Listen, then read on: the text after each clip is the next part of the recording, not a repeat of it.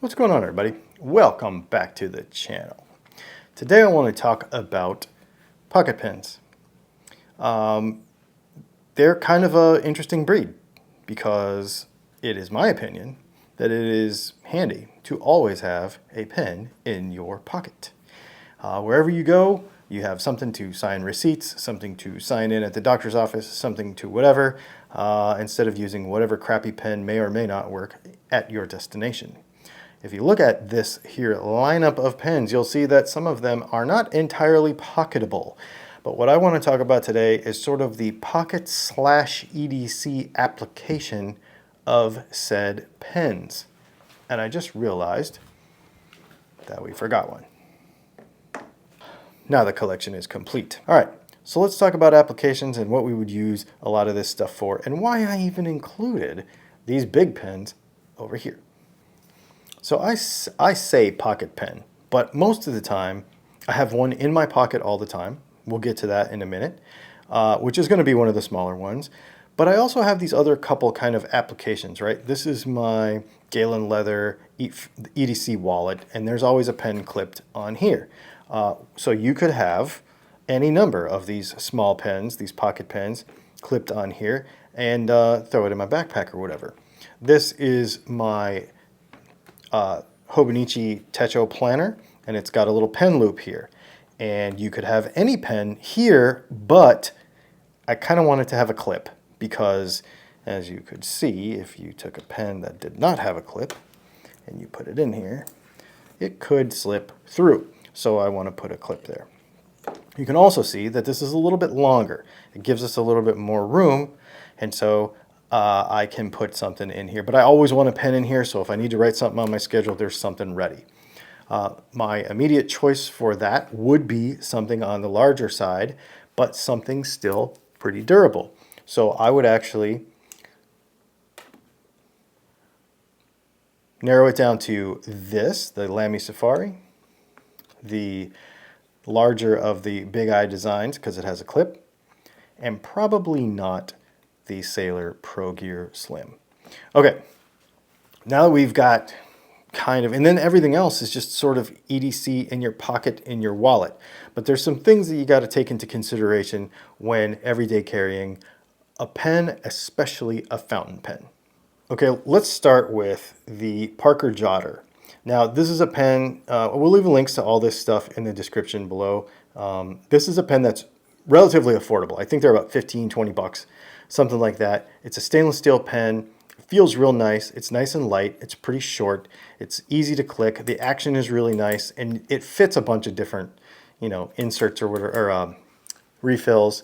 And I think there's just regular Parker Blue in this, and it's just a ballpoint pen, and you could use it for many things, and it'll write on receipts really well and stuff. Now, the downside to this pen for me is that if I clip this on the side of my pocket, because a lot of times I want to clip a pocket pen on the side of my pocket, there are two problems. One is the clip is a little wimpy, so it can spring, and then you kind of have to continue to bend it back to get it to work properly. The other thing is I do not like push-to-click pens as pocket pens because they tend to want to deploy and ink up the inside of your pocket. So this is an awesome pen. I will throw it in a backpack somewhere probably. I'll have it around. I do have it around. I use it for stuff, but it's not something that, even though it is a pocket pen, it is the lowest on my list. We've got the Kaweco Sport. We've got the Franklin Christof model number 45. We've got the Gravitas Quark, and we've got the Big Eye Designs Fountain EDC in the small category. So let's go by cheapest to most expensive, I suppose, and we will chat about some options. First of all, let's start off with the Kaweco Sport. This is a very affordable option. It is an ABS plastic pen. When you post it, it's a nice size. The nibs are actually very good. So this is a Kaweco Sport. I think this has a medium nib on it. This particular pen is eye dropped at the moment. so I cannot open it to show you, but it unscrews right here, and you can put a regular international short cartridge in here, which it actually comes with when you purchase it. I'll leave a link to this. I want to say these are somewhere around $30. It's a very durable pen. It just feels like plastic. They make aluminum ones that are like $100. But this is just a fantastic pen. It just writes really well and it works. Let me show you the other pens, and I'm going to talk to you about why this is not my everyday carry in my pocket. But for a starter alternative or a starter pen that would get you in the land of a good fountain pen that you could pocket, we could start here. This pen is not actually super expensive, but it is almost unobtainium to get. It took me probably 8 weeks or so, or no, like 5 months, 4 or 5 months to get this pen. These are made in Ireland. This is a Gravitas cork, and it's a tiny pen that then threads onto the back, and you have a relatively good size pen. This is a in-house nib that they make that's pretty decent. That works pretty well. This is an extra fine, and this has some Lamy ink in it, and you can also put an international cartridge in this pen, but as you can see by looking at the translucent barrel here that I have this eyedroppered. Then you screw this back onto here, and you can throw it in your pocket. There is no clip, so it just, you know, flies around in your pocket, which is okay, but we're going to get into why that's not okay in a minute. So that is a cool pen, but it lives on my desk. I do not EDC it. You could try if you wanted to, but I'll tell you why I don't in a minute. This is a Franklin Christof model number 45. This pen is phenomenal. I also have it eyedroppered. So I like eyedropper in pens. It gives you more capacity. This is a Franklin Christof. I can't spell. Number 45.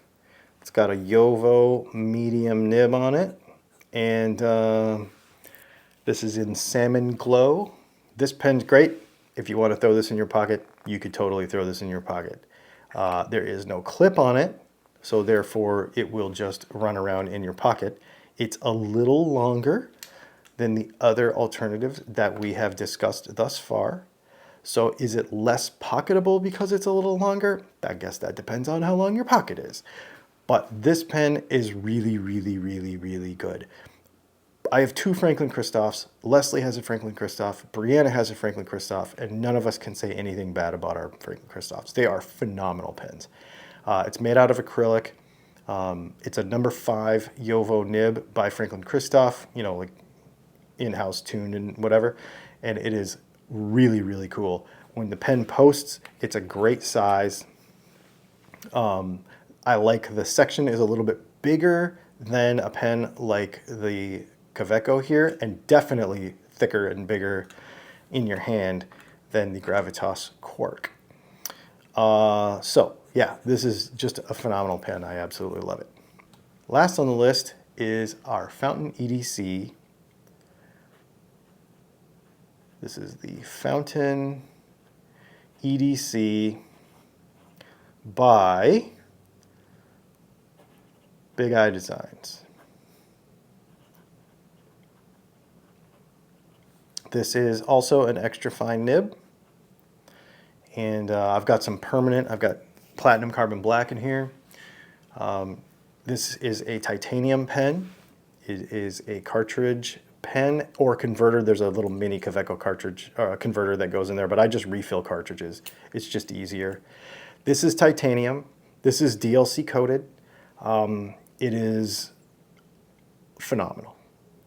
Now, I'm going to tell you right now, this is the pen that lives in my pocket all the time. Since the day I got it, it's lived in my pocket. It actually lives right here on the side of my wallet. Fits perfectly.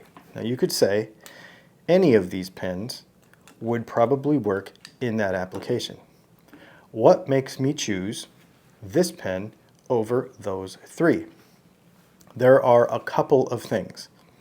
One, this one has a clip. I like to have a clip because it gives me the additional security of knowing that it clips onto whatever I want, whether it's my pocket, whether it's the side of my pocket on my pants or shorts, whether it's this wallet here, whatever, it has a clip.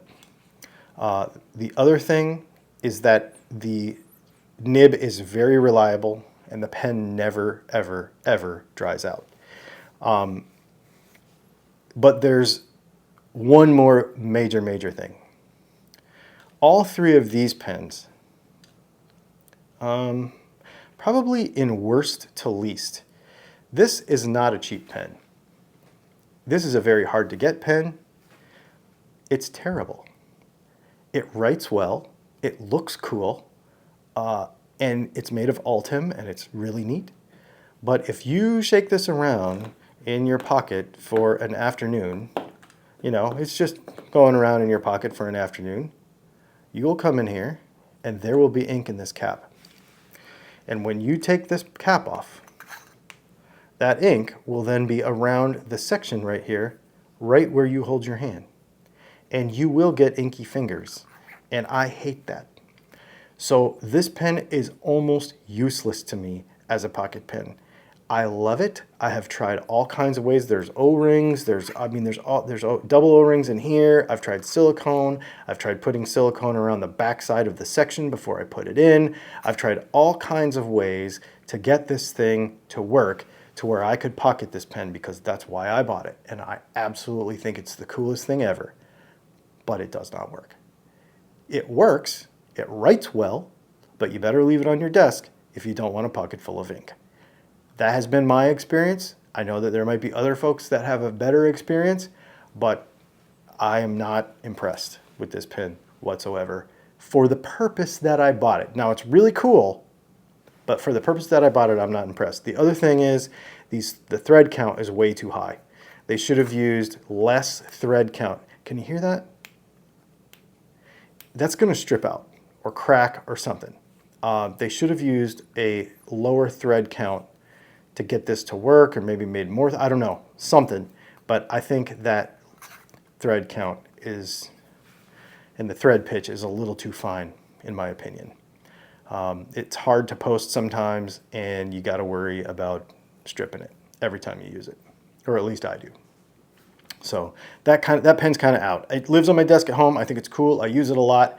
I use it for, you know, jotting down notes around the office and stuff, but I don't ever put it in my pocket. This pen is marginally better than that pen when it comes to ink in the cap. You can use this pen as a pocket pen and drop it right in your pocket and everything will be fine. Over time, over a couple weeks, there will be a little bit of ink in the cap. So just be aware of that. The thing is the way this pen is threaded, it will get on the section right here also. But it doesn't do it very often. It's much more reliable than the previous pen we were just discussing. So that's what I would say about that. This pen is way more reliable than the other two, but it's also more expensive. But I like it a lot more. These are my two favorite pocket pens of all time. Absolutely. Now, this. I was actually at Blade Show talking to the guy at Big Eye Designs, and I told him, this pen is the EDC fountain pen. It does not leak. I've had this in my pocket for months and months and months and months, and there is no ink in the cap, ever. It can live in my pocket. It can live clipped to my pocket, bouncing around in my pocket. It never leaks. This pen has never leaked. It has never dripped down the section. It has never dripped in the cap. It has never done anything. You could throw it around as much as you want. It does not leak. It is absolutely reliable. One of the criticisms that in a lot of reviews people will say is that it only comes in an extra fine and they can only live with a broader nib. My opinion is any of these pens, once you put a more like this Lamy Safari here, once you put a broader nib, this is a medium, but it's, you know, puts a fair amount of ink down, it makes it more difficult to write on cheaper and less predictable paper. So I like to use a fine or an extra fine on my EDC pen so that it is reliable to write with at the doctor's office, on a receipt. This will write on a receipt with no problem. It never hard starts. This is the most reliable pen I own because I beat it the most and because it does what I want it to do. And you can see there's wear on it from, you know, going in and out of pockets and stuff. This thing is absolutely phenomenal. It works the best. The other pen is their other pen, the Big Eye Designs Big Fountain Pen. Now this guy right here, I've only had for a few weeks, but I will say it is just as reliable. It has been to this point anyway. I don't have a year of testing on it like the other one, but this has been just as reliable. It is larger. However, because it has a clip, it lives right here, and that is my Techo pen. Now, why would you choose anything bigger, like the Sailor Pro Gear Slim or the Lamy Safari? If you need to dress it up a little bit, Pro Gear Slim is a really nice, now these are not inexpensive, but they're a really nice pen with a 18 karat gold, 14 karat gold, anyway, a gold nib, Sailor quality, Sailor writing experience, and they're beautiful. I mean, they're absolutely beautiful. But this is not your heavy duty titanium, whatever, acrylic pen. This is a little fancier. So, you know, I don't know that I would put it in the same league as these other pens for using for that, but yeah. And then the Lamy Safari, ultimate entry level, ultimate beater pen, super durable, never leaks, never dries out. Awesome. So there you go. There's a bunch of pens. Which one would you put in your pocket?